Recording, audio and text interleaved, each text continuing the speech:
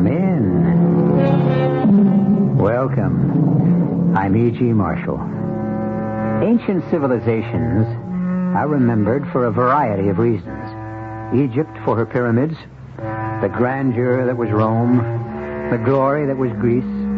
But how about our own civilization? Sometimes in my darker moments, I wonder if perhaps ours won't be remembered as the creators of the sleeping pill, the little pellets that have brought surcease from care to so many, and, unfortunately, death to so many others. Our mystery drama, Woman from Hell, was written especially for the Mystery Theater by Murray Burnett and stars Joan Lovejoy. It is sponsored in part by Buick Motor Division and Listerine Lozenges. I'll be back shortly with Act One.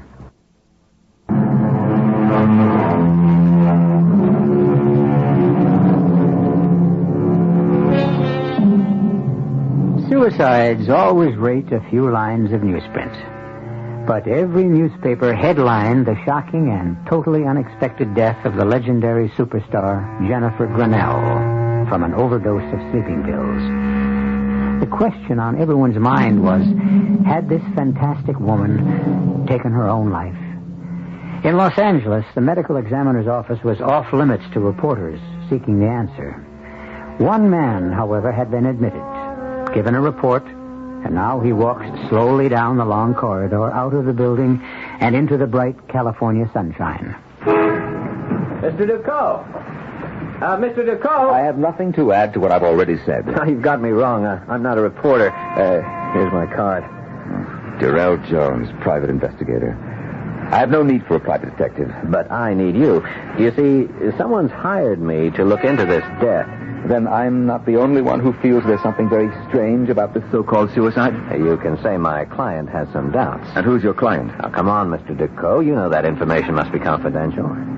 Good day, Mr. Jones. No, wait a minute. Where are you going? To my car. It's in the parking lot. Okay, if that's the way you want to play it. Have you ever thought how much better your chances are of proving your wife didn't commit suicide if you had some professional help?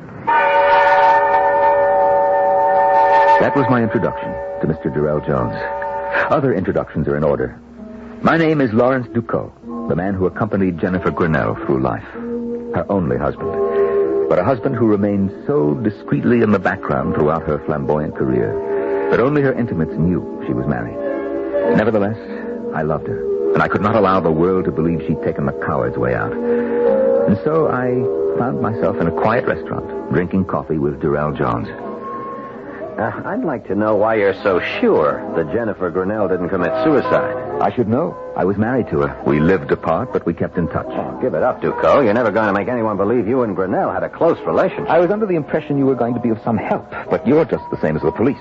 I don't know why you bothered to ask me to talk. Because I'm getting paid to do a job, and you've made a lot of waves by going around insisting she never would have killed herself. I'm no expert, but don't most suicides leave a note? Not all of them, but more do than don't. There was no note. A point, but not conclusive. Do you believe in extrasensory perception? Now, there's something that would look great in my report. No hard evidence, but husband says that his ESP tells him Grinnell was murdered. How about a tape recording? You have a tape proving she was murdered? No, not exactly, but if you want to come out to my house, I think you'll find it interesting. Okay, where's the tape? Let me explain. I can't afford servants, so I had this telephone answering tape installed. And since Jenny and I spoke frequently, I've kept a tape recording of every phone call. Very clear. 10 days ago, I called her. Here's the call. Here are her words.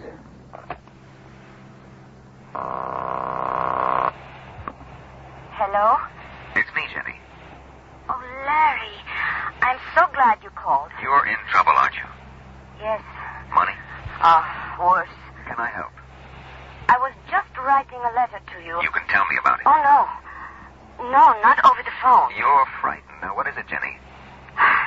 The one secret I ever kept from you, my pet. Well, tell me. The letter I have just written to you, it should explain enough. Goodbye, love. You were so sweet to call. Jenny, don't hang up. Jenny. Now that you've heard that conversation, what do you think? I can understand why the police weren't interested. You don't believe that she was frightened? Sure. But of what? She didn't mention anything specific. If the police and the medical examiner say that Grinnell killed herself, I'm not about to argue with them. Well, then, why did you take the case? That's the way I earn my living. A client asks me to look into something, I look into it. That's why I'm here. But I'm not on anybody's side, and I don't like to make myself look like a fool, especially in front of the cops. I see. Now, she said something about a letter she was writing. Did you ever get it? No, she must have had second thoughts after she talked to me. I never received the letter. It was a lie. I had received the letter, but I felt that it would have been useless to show him. His mind seemed to be made up, and so was mine. Jenny had said one secret she never told me. Because I felt that Jenny's secret lay in her past, I went to the man with whom she'd had her longest and closest relationship, the spectacularly successful novelist, Bruce Brown.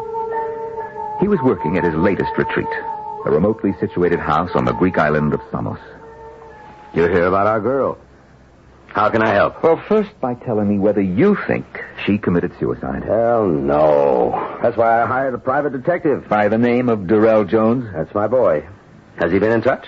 Yes, he has. And? He thinks she did it. Does that make you change your mind? Well, it bothers me. Jones is good. Who would want Jenny dead? Bruce, she was scared. Scared? Our Jenny scared? Our Jenny. Hey, look, do I catch a whiff of jealousy after all these years? Come on, shall we stick to the subject? Right after I tell you something. If you don't mind, Bruce, I think It'll only take a minute. Now, you know when I first met Jenny, and you know how I fell for her. But what you don't know is that I proposed to her. You know what she said?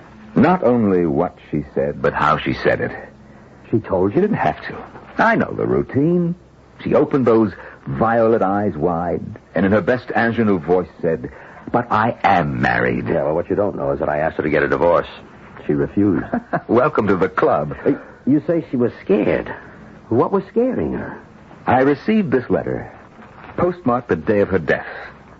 Shall I read it to you? No. Here, let me. Dear heart, there is no way you will make any sense out of this letter. But I do not see any other way.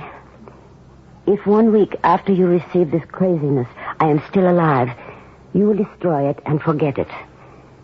If something should happen to me, then you will make your own decision. Yes, I am afraid. Of what? Of a mistake I made back in the days of innocence. I never told you, but now it has come back to haunt me. But I also have another secret. I kept a diary. A diary? Jenny, a diary like any schoolgirl. I don't believe that. She's putting you on. Now, finish the letter and then we'll talk. I have written both too much and not enough. But for your own dear sake, I warn you, trust no one. No one. Adieu, Jenny. Well, what do you think? I think if this letter had been written by anyone but Jenny, I'd say it was a woman who was going insane. But with Jenny, well, there's no question she was scared. And fear, well, fear is just the wrong emotion to associate with Jenny. If we think that way, we're not going to get anywhere. But where do we want to get? I want to get whoever killed her. You think we can? She has the answer in her diary. Do you know where it is? I have an idea. Excuse me a moment. Yeah? Bruce, this is Jones. Yes, Jones. You got something on the Grinnell case? Look, I'm calling to tell you that there is no case. The dame took an overdose of sleeping pills, period. There wouldn't have been any talk at all if it weren't for her husband. He made news just by turning up. Very few people knew that she was still married to him. Well, did you talk to him? Oh, sure. I even listened to a tape of a phone conversation he had with her, but that just proved she was upset. Larry, did you show Jones the letter? No. Hello? Hello, you still there, Bruce?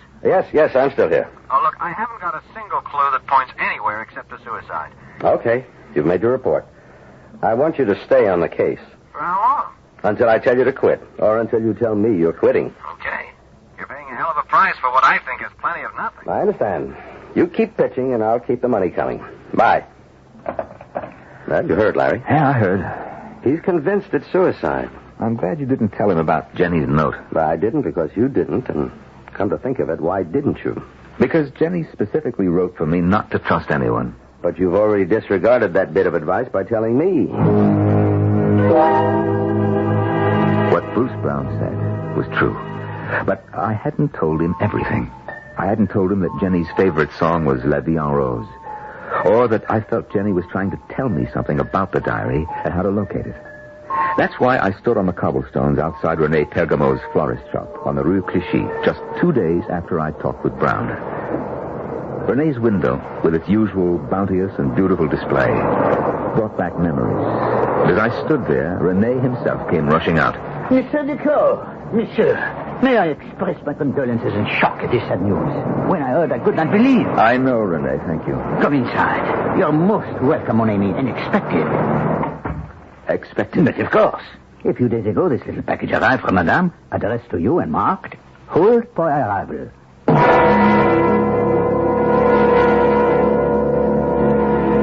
There are people who have actually died from fright. Medical testimony bears that out. The question in our tale seems to be, can fear actually drive a person to take his own life? A logical answer would be, some people. But would a woman like Jennifer Grinnell be driven to this act of desperation? We'll be back with the answer right after these messages.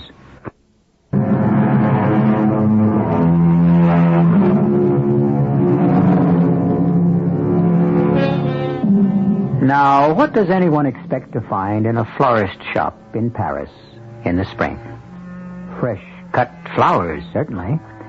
The lovely scent of burgeoning spring plants and, of course, the undertones of romance which accompany the annual springtime awakening of the City of Light. But for Lawrence Duclos, the florist shop of Rene Pergamo might hold the answer to a riddle, the proof that his glamorous wife did not take her own life.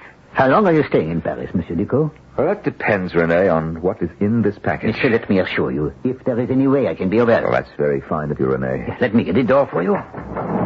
These are not just words. Attention, monsieur, watch out.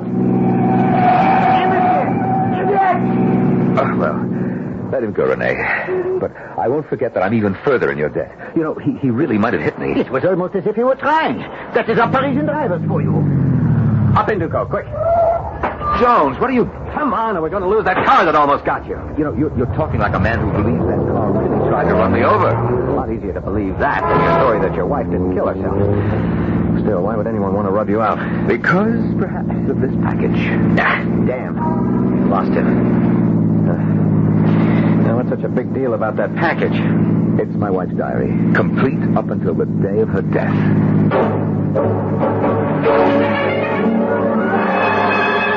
Do you intend to follow me wherever I go from now on? I think you need protection, Duclos. Well, maybe, but I can't afford your fee. No, don't let the fee worry you. I'm already being paid. Oh, room service, please. Is your client paying for this, too? Of course. Oh, yes, 2 special lunches, the filet of sole and a carafe of white wine to 731, Mr. Ducos's room. Thank you. If you've really got your hands on her diary, it might change a lot of things, but somehow I never thought of Grinnell as the type would keep a diary. Yeah, well, for once we're in agreement, but... here it is. Do you recognize her writing? I'll take your word for it. But before you start to read it, think. No one, not even you, suspected she kept a diary. Maybe there are some things she didn't want anyone, I mean anyone, to know. Jones, you're a fool. I was married to Jennifer Grinnell for 23 years, and I knew her a lot better than anyone guessed. We're not going to find anything in this diary she'd be ashamed of. The years fell away, and memories came flooding back as I read the entries and found myself again under the spell she'd always cast for me. I could see her sitting in the small, cramped flat we'd had in Paris right after our marriage. I could smell her perfume and hear her as she wrote in the diary I never suspected she kept. And such foolishness today. Mutzi, my agent who adores me, has made an appointment for me with Anton Krasuski for the lead in Woman from Hell. I told Larry thinking we would laugh. But he thinks I should go. I told him I would. But I refused to make a fool of myself. Jenny, are you home? Larry! I will give you only one guess what we have for dinner. Did you go to But see... a small clue. It is heaven. Well, what about Krasuski? Did you like him? What did he say? Oh, he said I was a fat cow who would be fine as a milkmaid, but to play the lead in a picture as big as Woman from Hell... Oh, you're lying. Of course. I did not go. It would have only been a great waste of time. Yes? May I speak with Jennifer Glenell? Who's calling? Who is it? Krasuski. Your waste of time. Anton Krasuski. Now, young lady, you will tell me why you failed to keep an appointment with Anton Krasuski yesterday. May I have a light, please? Do you want the part? Are you offering it to me? Here is your light. The part can be yours, depending Depending? on how much you really want it. Why do you choose me, an unknown actress dreaming of a career, for the lead in the most important film of the year? Because I have seen your nightclub act. Because your insolence and your beauty are perfect for the part. Well, pardon me for being slow, but I thought there were other considerations. Only one. Join the Valpurgis Club. The Valpurgis Club. And what is that? A club of witches? Exactly. It was a desolate house in the country, lit only by firelight and candles, with weird music, and people drunk, not with liquor, but with some kind of frenzied belief in the magical power of the devil. As Krasuski took me through the various rooms, he watched, and then asked perceptively, You'll find this amusing. That disappoints you? Not at all. But I must warn you that this is literally playing with fire. With hellfire? A most exact description. And now I would like you to see the altar. The altar is impressive. But I was more impressed with the worshippers. They believed. And people who believe as deeply as they did can be dangerous. Krasuski was most cordial today when I again visited his office. It is my belief that you were born a witch. I only wish to reawaken your slumbering destiny, as I'm sure I can make the hidden fire in your eyes burst into flame with the proper caresses. No doubt. But just what plans do you have for me in the Valpurgis Club, if I should join? You will be a star, believe me. The club has helped me in my career, and I know we can help you. I will do as I always have, help myself. What I was asking was, what does the club expect of me? Only to recruit members. And suppose I should fail? You fail? Unthinkable. But we are not monsters. As long as you sign the membership papers and are bound by our rules, you will find us most agreeable. You know enough about me to know that I like to make my own rules. Not in this game, Sherry. Not in this game. Ever. How can I tell Larry the truth? He smugly keeps reminding me that he was right about me getting the part in Woman from Hell. How I ache to tell him about the Valpurgis Club. But I cannot. And even if I did, he would just laugh and dismiss it as a silly joke on Krasuski's part. I must admit I felt the same, but there are certain things that worry me. As, for example, today, when we were rehearsing privately the scene where I shall carry you the tortures he will suffer in hell if he allows me to seduce him. No, it is all right. And how many men have you seduced, Anton? You will listen to me, because when this man takes you in his arms, he is doomed for all time. If you do not believe, how do you expect the audience to believe? This is your picture. And you are the woman I chose. A woman from hell would know. She would see immediately that this is a man who likes to suffer, who enjoys being tortured, so that he will have the best of both worlds. You in this, and eternal punishment in the next. You know this, and you are amused. I am not confused. Tell me, Anton, how do you know all this? Don't you know? I have a hotline directly to hell. I do not like it. I do not like it at all. But I cannot withdraw now, and the picture promises to be a success. It is almost frightening, the knowledgeability that Anton shows about the workings of hell. I even accused him of it the other day during a break on the set. But why should you question my knowledge of witchcraft and diabolism? You and I belong to the same club. I am reaping the benefits of years of research. And your payment, Anton, for these benefits. How much is it, and when is it due? I will tell you. Or perhaps you will know when the picture is finished.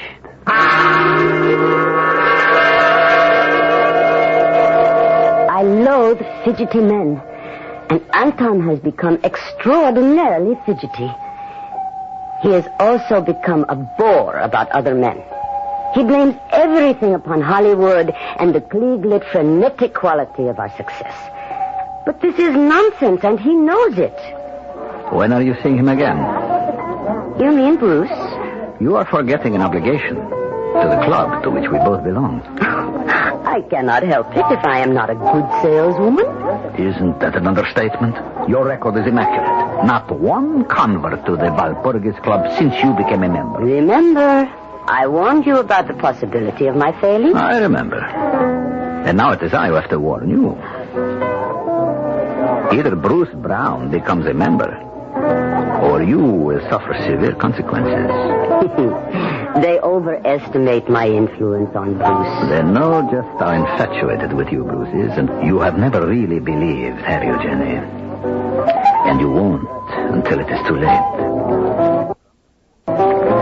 However, we have a problem. We? Do you mean you, the club, or me? All of us. You remember Jacqueline Fournier? Of course. Then you may also remember that she was announced for the part that I gave you in Woman from Hell.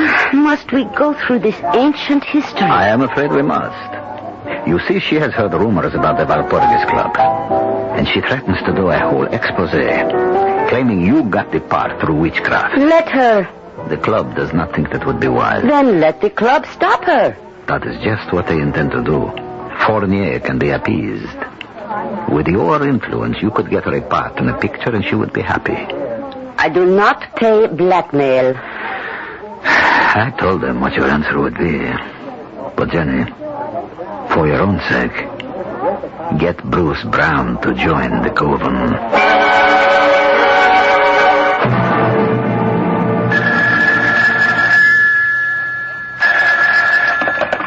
Hello? Have you seen tonight's paper? No. I thought you should know that Jacqueline Fournier met with a tragic accident. Her car ran off Mulholland Drive and crashed. She died almost instantly, which, of course, is something to be thankful for.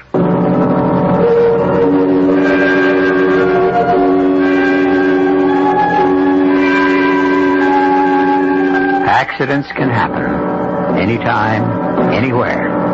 And today, everyone knows what you mean when you designate a person as accident-prone. On the other hand, would we be so willing to say someone was accident-prone if we knew that a coven of modern witches wanted that person dead?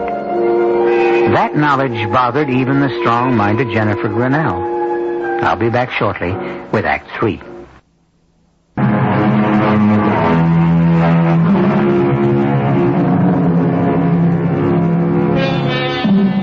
One of the most famous and dramatic moments in the theater occurs in the play Peter Pan, when the actress playing that immortal boy turns to the audience and asks them to applaud if they believe in fairies. Invariably, the house breaks into a storm of applause. However, would the audience response be the same if the actress asked for applause from those who believe in witches? That was precisely the problem that faced Lawrence Duco as he tried to prove that his wife didn't commit suicide. Her diary asked him to believe in witchcraft. Now, if you want to waste some more time, we'll continue reading the diary, but my advice would be for you to burn it. Less than 2 hours ago, you were all enthused over the chances of finding the answer to Jenny's death. And now... You're not thinking, chum. You started all this because you wanted to clear the stigma of suicide from your wife's name. And I still do. Even if you now brand her as a believer in witchcraft, a wheeler-dealer in the occult who built her whole career upon a deal with a coven of modern witches? I don't see that it has to be put just that way. And I'll make my decision when I've finished reading the whole diary. And so I reopened Jenny's diary, and again found myself reliving those days when Jennifer Grinnell was Hollywood's biggest star, and I, her husband, was a forgotten man, while her romance with America's favorite writer, Bruce Brown, headed the list of items in every gossip column. Hello? Jenny, it's me. I'll pick you up at the usual place at 9. Oh, that is not possible, Bruce. Why, what's up? I thought we had gone beyond the questions. Well, I thought so too, but that was before we stopped seeing each other. Or haven't we stopped seeing each other? More questions? I'll pick you up at 9. No, not tonight, really. Tomorrow? I suppose I owe you that much, love. You don't owe me a thing, and I'll explain when I see you tomorrow. Tomorrow will be the last time I see Bruce. It is something I have refused to face for too long now. But I am afraid I believe that the Walpurgis Club is an evil and vicious thing. If they are not witches with supernatural powers, then they are criminals. Because I cannot believe that Fournier's car crash was an accident. And I will not even talk to Bruce about joining. Poor Anton. I must lie to him. Or maybe not. Maybe the truth would free him.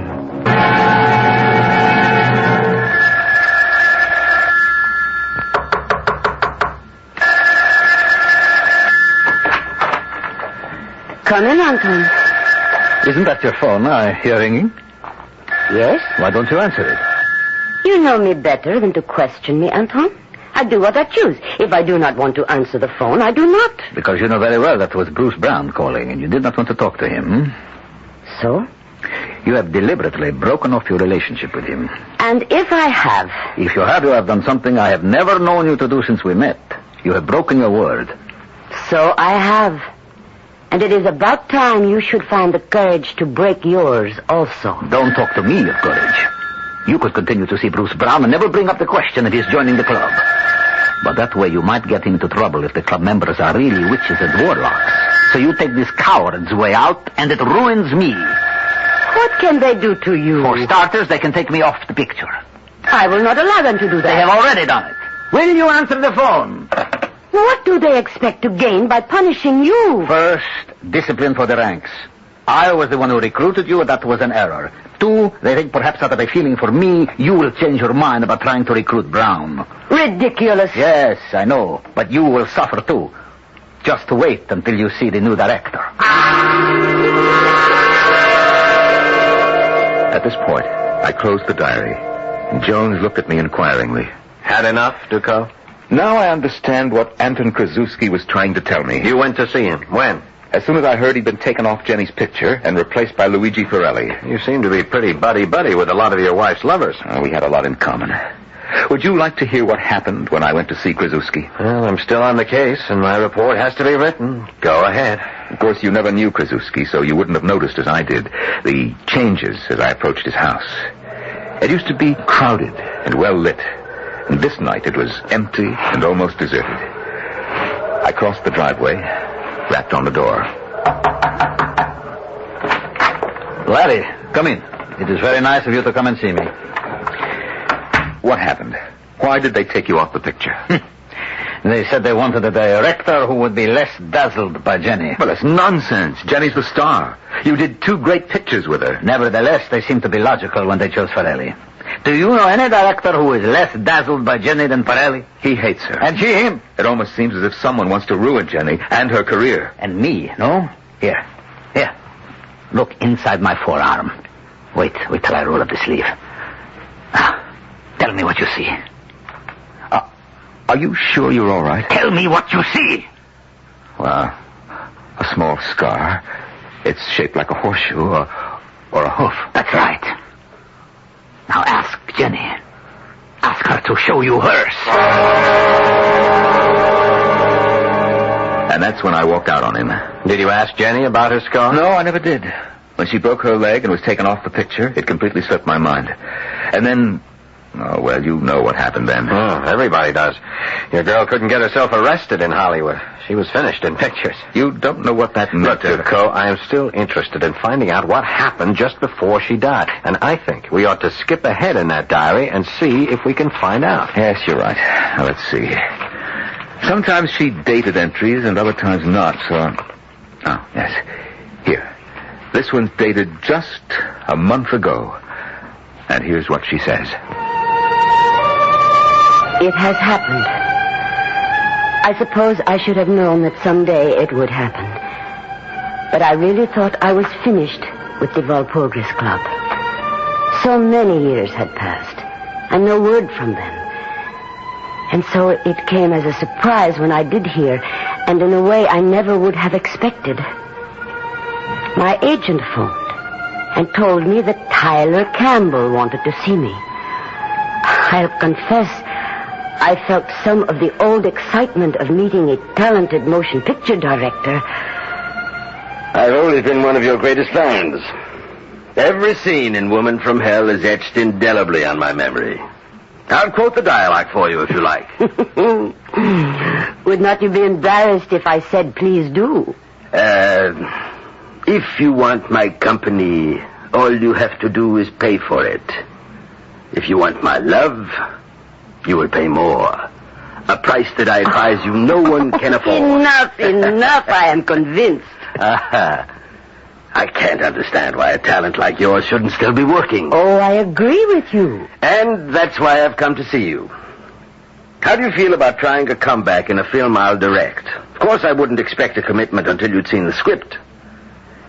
You haven't even asked what the film will be about. Well, I was not up to that in my mind. Mm-hmm. It's about witchcraft. Oh? Does that turn you off? It is too soon to say. You know I don't do ordinary films, Miss Grinnell. Yes, I know. And I assure you the film is well worth doing. Today, witchcraft is in. But I intend to use it somewhat differently. I see you as fate. Beautiful, enigmatic, and inescapable. Interesting. Good. I promise that I shall shoot you so that even in the cruelest close-up, your scar won't show. My scar? Don't tell me that little mark inside your wrist is no longer there. Even plastic surgery won't eradicate it. And it's exactly the same as the one I have here, behind my ear, see? Yes, I see. So this was all a trick. You are a member of the Walpurgis Club. In good standing, Miss Grinnell. Which is more than I can say for you. But my offer to do a picture with you is very real. I am not interested. Too fast. You make a decision before you know any of the facts. We have nothing more to say. I suggest you listen. If you think you've paid your dues in full, you're mistaken. You betrayed us. And you betrayed your oath. I am finished with you and with the club. And you will be. I promise you. Do one small favor, and you'll be a big star again. And no strings attached. How do you mean, no strings? You will be allowed to resign from the Walpurgis Club. The only member in its 300-year history to be given that privilege. I have already resigned. I have not been to a meeting What you have in mind does not necessitate your going to a meeting. You've heard of Jason Albright. Who has not? He is the 6th or 7th richest man in the world. Mm-hmm. Did you know that Jason Albright is one of your greatest fans? No. He's worshipped you for years. How nice. Jason Albright is very ill. In fact, he's terminal. Well, that's too bad. My fan club will be reduced by one. True enough. But you can make a dying man very happy. Simply by talking with him, visiting, spending a little time with him. Are you out of your mind? Why would Albright has no heirs. His will leaves all his money to various charities. But wills can be changed. I see. Of course. Simplicity itself. Nothing for you to do except spend a little time with Albright. Be your charming self And persuade the old man that the Walpurgis Club is worthier than all of his other charities put together. Precisely. Couldn't have put it better myself. Before you answer that, I have a feeling it will be Jason Albright. What? We managed to get word to him that you'd be receptive to a call. I see. Hello. Who is this? No, this is not Miss Granell. She is not at home. She will not be in for some time. No, I do not know. Goodbye. That Miss Granell was very foolish. I want you to think carefully. Think what a small thing we're asking of you. And then consider the alternative. We can make things very definitely unpleasant for you, Miss Granell. Think it over. How long do I have to think? We can give you only 12 hours. And then we'll be here for your answer.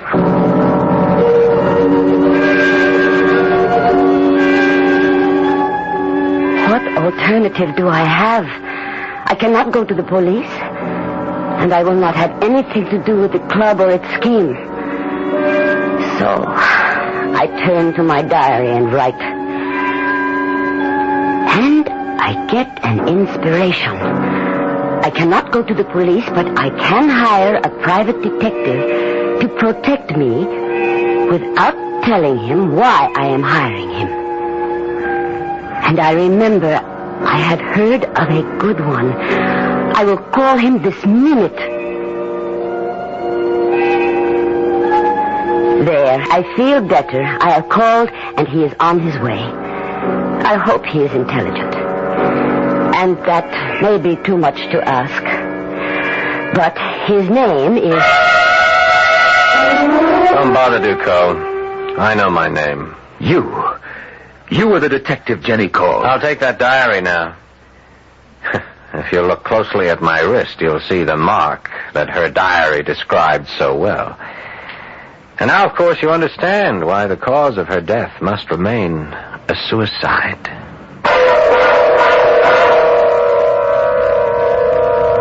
Now, I know there are some scholars in the audience who will say that Walpurgisnacht, the witch's Sabbath night, named after St. Walpurgis, is a fake.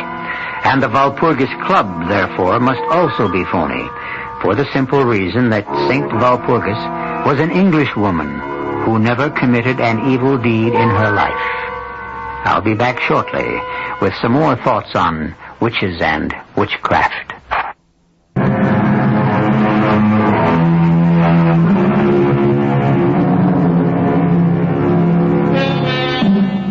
Witches and warlocks have been part of man's history and development since the beginning of time.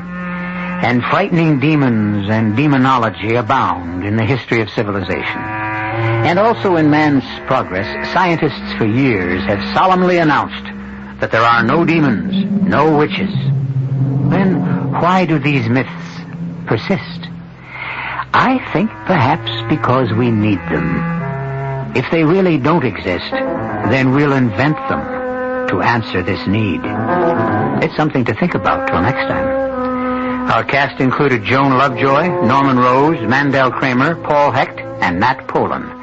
The entire production was under the direction of Hyman Brown. Radio Mystery Theater was sponsored in part by Listerine Lozenges and Buick Motor Division. This is E.G. you to return to our Mystery Theater for another adventure in the macabre. Until next time, pleasant dreams.